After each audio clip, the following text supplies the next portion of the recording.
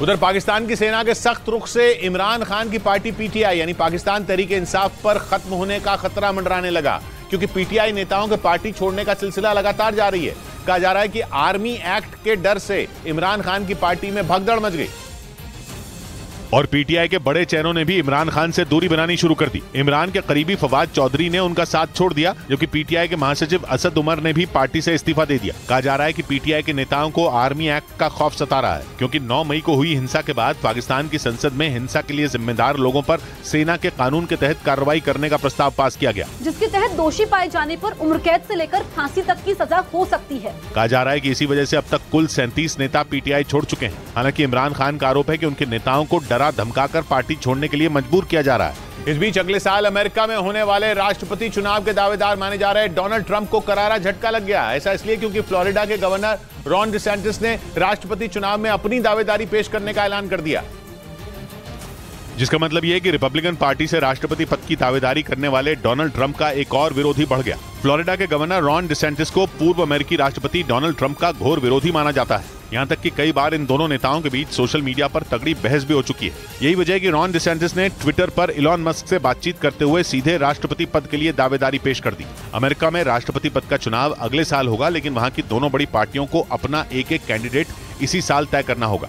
लेकिन फ्लोरिडा के गवर्नर ने जिस ट्विटर पर दावेदारी का ऐलान किया, वहीं उनकी सबसे बड़ी मुसीबत बन गया, क्योंकि जैसे ही उन्होंने ट्विटर पर राष्ट्रपति चुनाव लड़ने का ऐलान किया, ठीक उसी वक्त ट्विटर में कोई तकनीकी खराबी आ गई, जिससे उनके प्रचार अभियान की शुरुआत ही बिगड़ गई। बताया गया कि रॉन डिसेंटिस ट्विटर के मालिक इलॉन मस्क से एक ऑडियो इंटरव्यू करते हुए अपनी दावेदारी का ऐलान करने वाले थे, जिसकी खबर लगते ही उस लिंक से इतने लोग जुड़ गए कि ट्विटर का सर्वर ठप हो गया, जिसके बाद कुछ लोगों को उनकी बातचीत सुनाई नहीं दी। वहीं कुछ लोग इस इंटरव्यू से जुड़ तक नहीं पाए। हालांकि रॉन डिसेंटिस ने इसे अच्छा संकेत बताते हुए ये दावा किया कि यही समर्थन चुनाव में उनके काम आएगा और वो भारी बहुमत से जीतकर अमेरिका के राष्ट्रपति बनेंगे। उधर पुतिन की प्राइवेट आर्मी कहे जाने वाले वैगनर ग्रुप के चीफ येवगेनी प्रिगोजिन ने दावा किया कि बखमुत में उनके 20,000 सैनिक मारे गए। ये वही वैगनर ग्रुप है जिसे पुतिन का सबसे भरोसेमंद ग्रुप माना जाता है, जिसके लड़के बहुत ही खूंखार होते हैं। रूस के मीडिया को दिए एक इंटरव्यू में Wagner army chief Yevgeny Prigozhin ने बखमुत पर कब्जे की लड़ाई में अपने सबसे ज्यादा सैनिक मारे जाने का दावा किया। उन्होंने दावा किया कि बखमुत में उनके 20,000 सैनिक मारे गए, जिनमें से आधे से ज्यादा रूस के कैदी थे। ये वो सैनिक थे जिन्हें युद्ध में भेजे जाने से पहले बहुत कम ट्रेनिंग दी गई थी। на начало спецоперации условных 500 танков। साथ ही उन्होंने ये भी दावा किया कि यूक्रेन की सेना अपने पश्चिमी सहयोगियों से मिले हथियारों की वजह से पहले से ज्यादा मजबूत हो गई है और माना जा रहा है कि इसी वजह से वैगनर ग्रुप ने बखमुत से हटने का ऐलान कर दिया, और अगर वो वहां से हट गए तो बखमुत में रूस की सेना अकेली पड़ जाएगी। पश्चिमी मीडिया ने तो इसे वैगनर ग्रुप की पुतिन से बगावत तक कह दिया, क्योंकि वैगनर ग्रुप के चीफ येवगेनी प्रिगोजिन ने सोशल मीडिया पर वीडियो जारी करके बखमुत छोड़ने की तारीख बता दी। वैगनर चीफ ने वीडियो में जानकारी दी कि वैगनर ग्रुप के सैनिक बखमुत से हटने वाले हैं और वो 1 जून को वहां से हट जाएंगे। साथ ही वो अपने सारे हथियार रूस की सेना को सौंप देंगे। वैगनर ग्रुप के इस ऐलान के बाद रूस की सेना से उनकी तल्खियां खुलकर सामने आ गई, क्योंकि जो बखमुत पुतिन की नाक का सवाल बन चुका था, उस पर जीत का दावा करने के बावजूद वैगनर ग्रुप ने युद्ध का मैदान छोड़ने का ऐलान कर दिया। इससे पहले भी वैगनर चीफ रूस के रक्षा मंत्रालय पर कम हथियार देने का आरोप लगा चुके हैं। उन्होंने ये तक दावा किया था कि बखमुत में उनके 20,000 सैनिकों की जान जा चुकी है। इधर मणिपुर में एक बार फिर हिंसा की आग भड़क गई।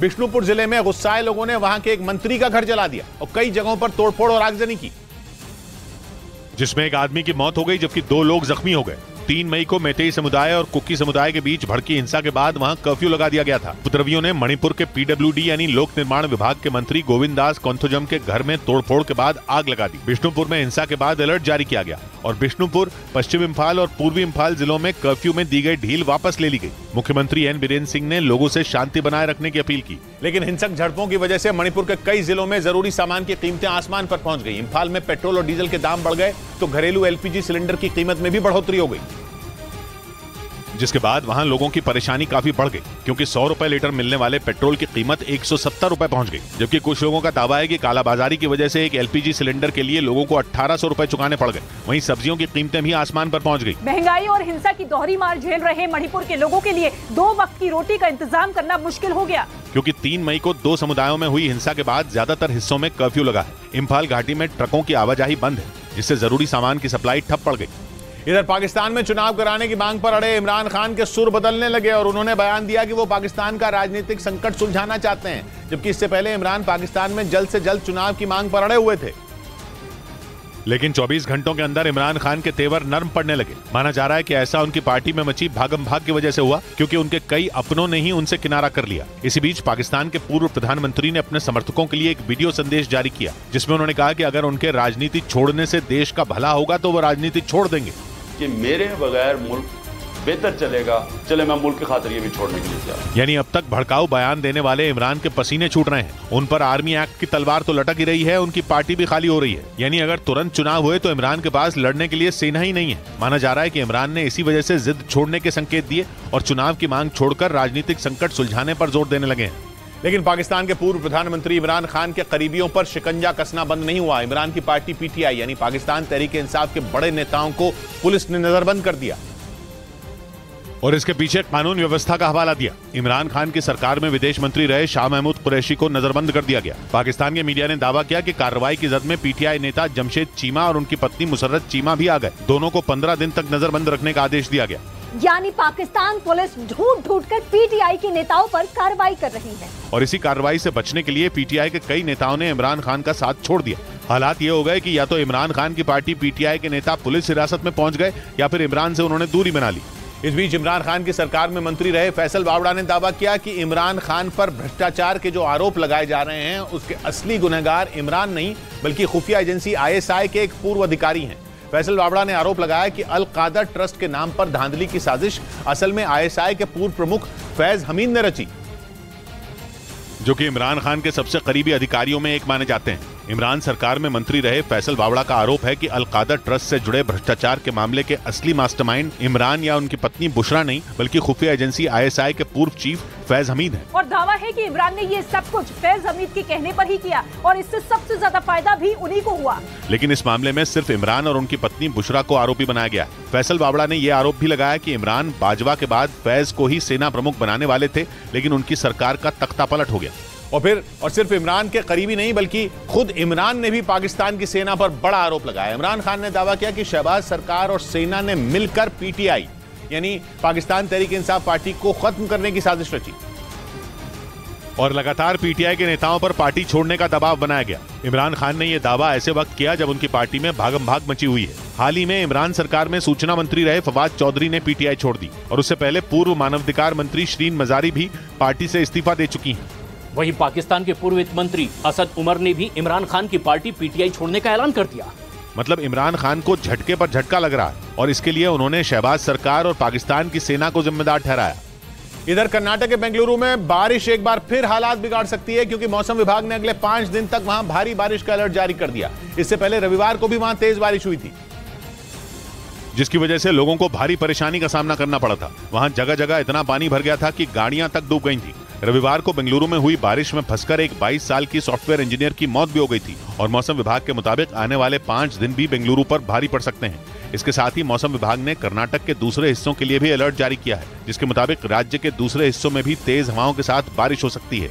उधर यूक्रेन के राष्ट्रपति ज़ेलेंस्की ने कहा कि यूक्रेन को अमेरिका का F-16 फाइटर जेट मिलना इस बात का इशारा है कि रूस ये जंग बहुत बुरी तरह हारने वाला है। यूक्रेन कई महीनों से F-16 जेट पाने के लिए अमेरिका के पीछे पड़ा था और पिछले हफ्ते बाइडेन यूक्रेन की मांग पूरी करने को तैयार हो गए, जिसके बाद से ज़ेलेंस्की के तेवर एकदम आक्रामक है। इस बार तो उन्होंने पुतिन को सीधे सीधे कह दिया कि यूक्रेन के हाथ F-16 लगने का मतलब है जंग में रूस की उल्टी गिनती शुरू होना। सिर्फ यूक्रेन ही नहीं, रक्षा विशेषज्ञ भी काफी वक्त से कह रहे हैं कि अगर पश्चिमी देशों को यूक्रेन को जंग जितानी है तो उसकी वायुसेना को जबरदस्त ताकत देनी होगी और ये तभी होगा जब यूक्रेन को F-16 जैसा दमदार जेट मिलेगा। आखिरकार अमेरिका मान गया, जिसके बाद पोलैंड समेत कुछ दूसरे नेटो देशों में यूक्रेन के पायलटों को F-16 को ऑपरेट करने की ट्रेनिंग दी जा रही है।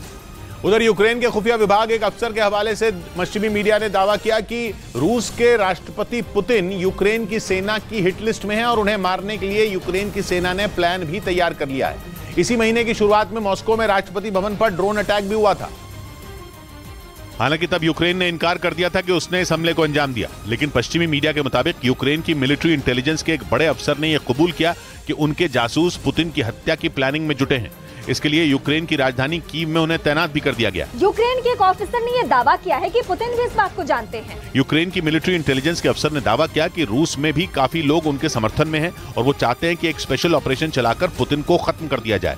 पश्चिमी मीडिया ने दावा किया कि यूक्रेन के खुफिया विभाग के जासूस पुतिन के करीबी वैगनर ग्रुप के प्रमुख येवगेनी प्रिगोजिन को भी मारने की कोशिश में है। उधर पश्चिमी मीडिया ने दावा किया कि यूक्रेन की मदद के बाद जर्मनी की सेना में तोप और टैंकों की कमी हो गई, जिसकी भरपाई के लिए वो अब भारी मात्रा में दूसरे देशों से इन्हें खरीदेगा। रूस के साथ युद्ध लड़ रहे यूक्रेन को जर्मनी ने 18 लेपर्ड 2 टैंक और भारी मात्रा में गोला बारूद दिया था, जिनका इस्तेमाल जेलेंस्की की सेना ने जंग के मैदान में पुतिन की फौज को सबक सिखाने में किया। यूक्रेन को सप्लाई के बाद अब अपनी सेना में तोपों और टैंकों की कमी को पूरा करने के लिए जर्मनी ने प्लान तैयार किया है, जिसके तहत 57 करोड़ 80 लाख डॉलर यानी भारतीय रुपयों में करीब 5000 करोड़ से 18 लेपर्ड 2 टैंक और 24 करोड़ 30 लाख डॉलर यानी भारतीय रुपयों में करीब 2000 करोड़ की कीमत से 12 होवित्जर तोप खरीदी जाएंगी। पश्चिमी मीडिया के मुताबिक 2026 तक इस खरीद को पूरा कर लिया जाएगा। इसी साल मार्च महीने में जर्मनी की संसद ने 28 होवित्जर तोप खरीदने को मंजूरी दी थी।